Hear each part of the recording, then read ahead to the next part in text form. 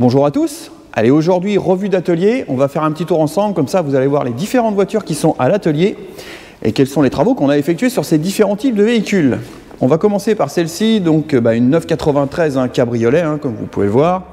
Alors, qu'est-ce qui lui arrive à cette auto? Eh bien, elle est passée à l'atelier pour que je fasse un contrôle de fuite moteur, parce qu'il y a 2-3 suintements sur le moteur, bon, rien de trop grave pour l'instant.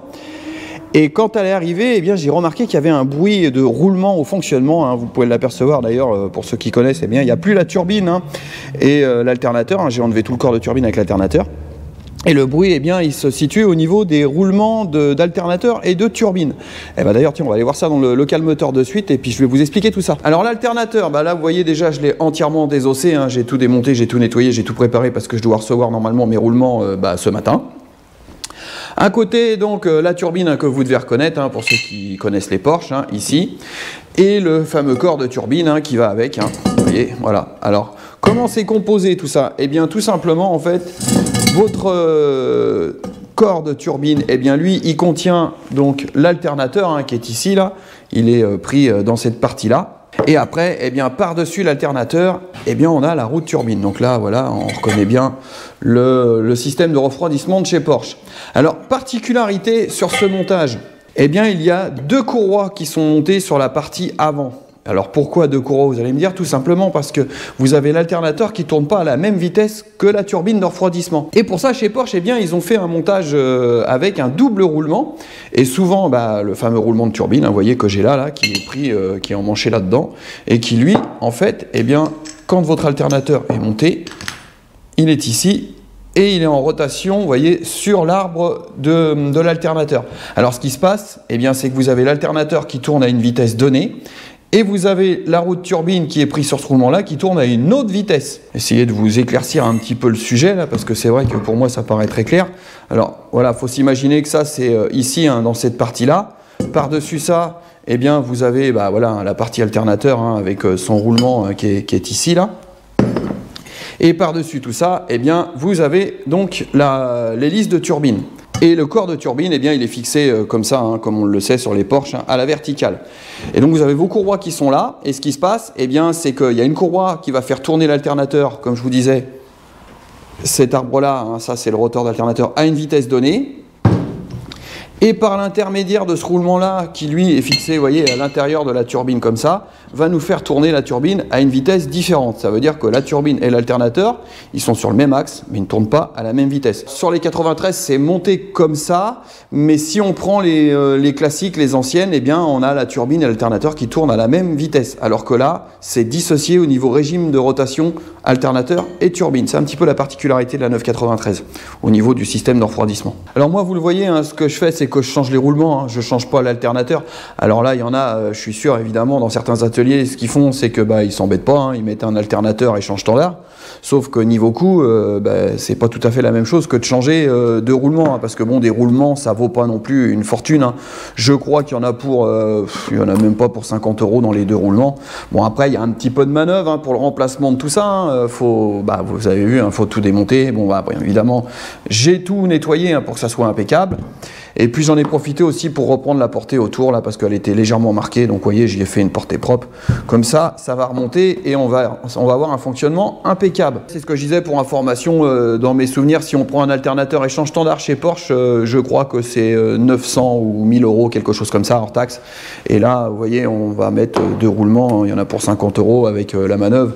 Allez, ça va nous coûter, remise en état de l'alternateur, on va dire c'est 300 € à peu près, 300-350 €. Quand il y a que les roulements évidemment à changer, parce que si on a d'autres pièces en interne qui sont mortes sur l'alternateur, le problème c'est qu'aujourd'hui on trouve plus rien. La seule pièce qu'on va trouver c'est le porte-charbon, mais si vous avez un pont de diode ou quoi que ce soit, aujourd'hui le problème c'est que c'est très compliqué de trouver des pièces.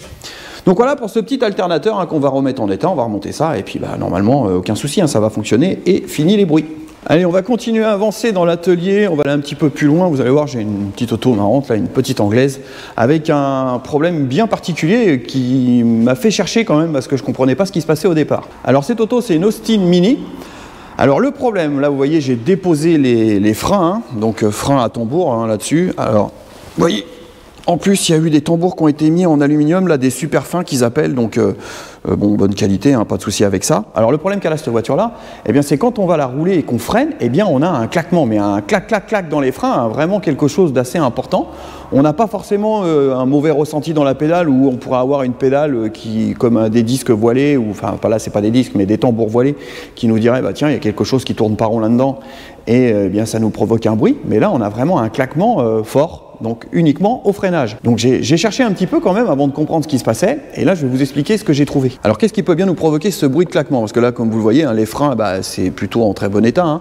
Les mâchoires c'est bon, on n'a pas de fuite, vous avez vu les tambours juste avant, c'est neuf, c'est nickel, que ce soit du côté gauche ou du côté droit, et bah c'est impeccable, donc pas de problème à ce niveau-là. Bon, qu'est-ce qui peut se passer? Ce que j'ai commencé par faire, j'ai contrôlé quand même mes tambours pour voir si mes tambours tournaient rond. Et effectivement, aucun problème de ce côté-là, les tambours tournent bien rond, aucun souci. Bon, donc on oublie ce côté-là, c'est pas ça qui fait la panne. Alors après, je me suis dit, c'est quand même assez étrange, on dirait que, vous voyez, le bruit, c'est comme si, voilà, si on avait ça dans la roue, comme une garniture qui claquait. Et effectivement, bah, j'ai fini par trouver, parce que la piste était bonne. Donc j'ai été contrôler mon voile de mes moyeux.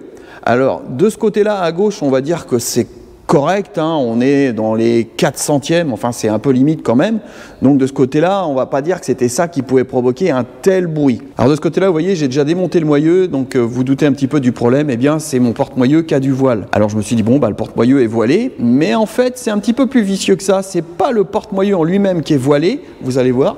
Alors ce porte-moyeu, qu'est-ce qu'il a? Eh bien tout simplement, quand je l'ai démonté, là on peut le voir au niveau de la portée des roulements, ici, là vous voyez, eh bien elle est toute bouffée.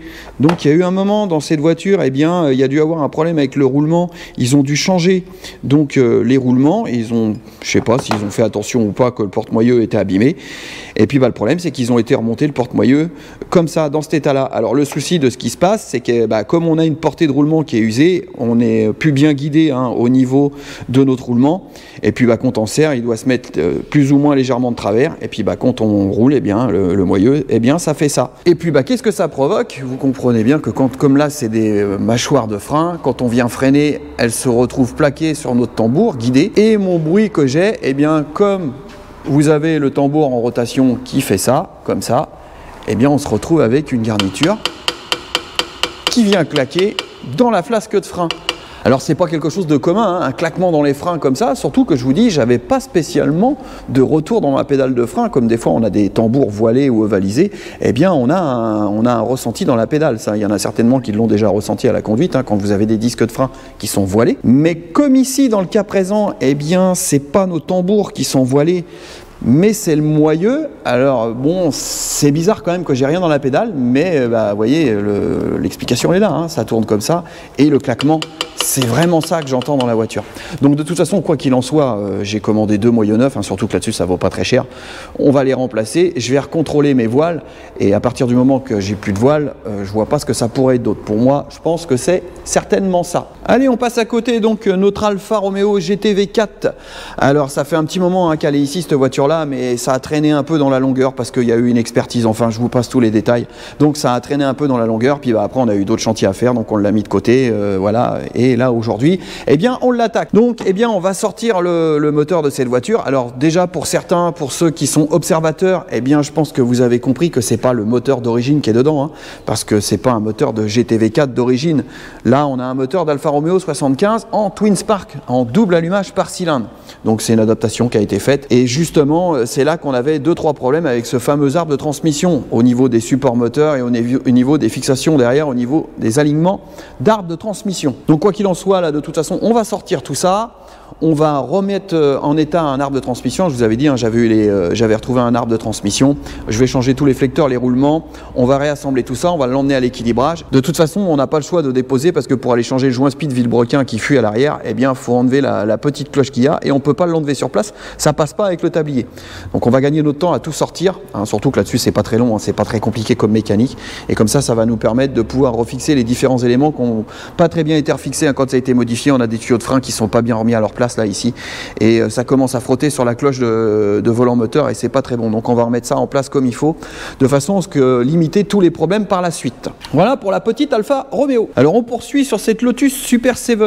Alors eh bien elle est à l'atelier parce qu'elle a un problème d'allumage, hein. On a un souci avec l'allumeur, mais ça j'avais déjà vu ça avec le client la première fois. Alors vous voyez l'allumeur où qu'il est collé, je vais vous mettre de la lumière hein, pour que vous voyez clair là-dedans parce que c'est tout noir. Hein. Alors déjà de suite l'allumeur c'est pas un origine, hein. Normalement c'est un allumage électronique là-dessus. D'ailleurs vous voyez là si je vais chercher un petit peu dans le fond, eh bien j'ai les vestiges de la prise de l'ancien allumeur électronique. Donc ils ont monté un allumeur à rupteur et en plus ils ont mis une tête d'allumeur qui va pas parce que logiquement sur ces voitures là, comme vous le comprenez hein, quand on voit le montage, eh bien on a des sorties radiales normalement. Hein. Les sorties d'allumeur, enfin les sorties de fil de bougie sont toutes droites. Et là vous voyez ils ont mis des sorties droites et là si on regarde, quand on regarde bien, eh bien là, mais c'est l'enfer, hein. Tout est coincé dans le carburateur. Alors bon, le gars qui a mis ça, il a bien dû se dire, bah là, il y a un problème. Parce que là, je vous dis pas, pour enlever la tête d'allumeur, c'est un sport sans nom. Hein. Elle est mais complètement coincée. Au-delà du problème de la tête d'allumeur, c'est que, eh bien, l'allumeur qui a été mis dedans, je pense qu'il doit correspondre à une Ford, parce que c'est des moteurs Pinto, Ford, Kent, là. Donc je pense qu'il doit correspondre à ça, hein, de toute façon, pour qu'il se monte. Mais après, je suis pas certain que les courbes d'avance centrifuges qui sont dedans correspondent bien au montage du moteur qu'on a hein, avec ces doubles carburateurs là. Parce que le problème qu'elle a cette voiture là, eh bien quand on va rouler, eh bien elle se met à nous faire de la ratatouille, ça part dans tous les sens. Et j'ai enlevé la tête d'allumeur pour aller voir ce qui se passait. Hein. Comme je vous ai dit, c'est un chantier rien que pour l'enlever.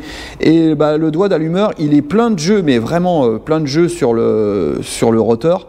Et puis le petit charbon d'allumeur, eh bien il était cassé, il était tombé dedans. Qu'est-ce que j'ai opté comme solution? Eh bien tout simplement, plutôt que d'aller rechercher un allumeur électronique d'origine de ça avec les fameuses prises, c'est assez compliqué à trouver, eh bien on va partir directement sur un 123 ignition programmable avec les sorties radiales. Enfin là vous avez compris, hein, on va remettre un allumeur 123 ignition avec les sorties dans le bon sens, on va bien ranger tous les fils de bougie pour que ça soit propre, réimplémenter les bonnes courbes d'avance à l'intérieur et on va repartir avec quelque chose de fiable, avec un allumage 100% électronique de chez 123 Ignition.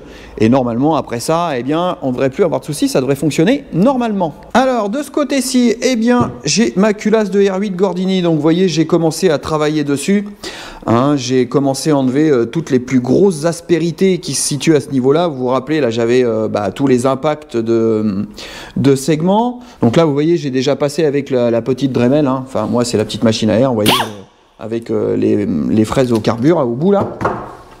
Alors faut y aller gentiment, hein, mais ce que j'ai fait c'est que j'ai enlevé déjà toutes les grosses aspérités, parce qu'on avait des gros coups. Toutes les marques bleues que vous voyez, eh bien c'est moi qui ai fait une délimitation pour voir où le joint de culasse porte en fait, tout simplement. Ça veut dire que mon joint de culasse, alors pour vous expliquer pourquoi j'ai fait ça, c'est pour pas aller trop loin déjà.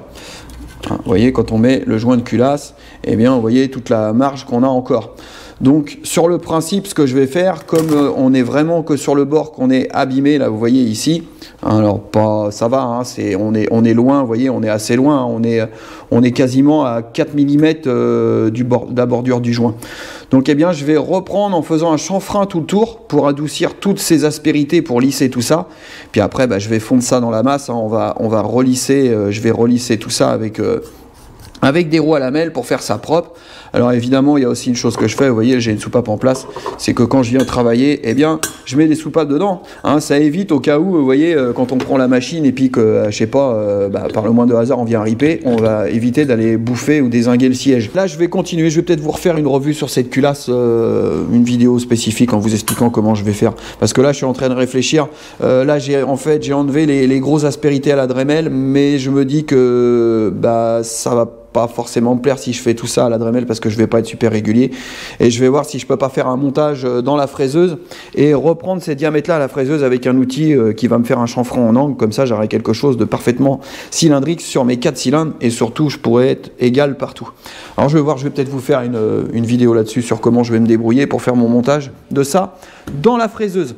Après, hormis ça, eh bien, la culasse, elle est impeccable, en bon état. Il y a aussi une chose que j'ai contrôlée, parce que je me suis dit, tiens, je vais aller contrôler les ajustements des conduits admission, pour voir comment c'est fait, hein, s'il y a des choses à reprendre. Eh bien, à ma grande surprise, à l'époque, ils sont parfaitement ajustés. Mais vraiment, hein, il y a rien, quoi. Ils sont l'ajustement entre l'admission, le petit collecteur d'admission et le conduit de soupape, eh bien, c'est nickel. Vous voyez, d'ailleurs, là, j'en ai un à côté. Eh bien, si je viens le positionner, alors, je sais pas si vous allez voir grand-chose, hein, mais vous voyez, quand je le positionne, eh bien, on est parfaitement ajusté, hein. Il n'y a pas de rebord, il n'y a rien. Alors, est-ce qu'il les ajustait à l'époque?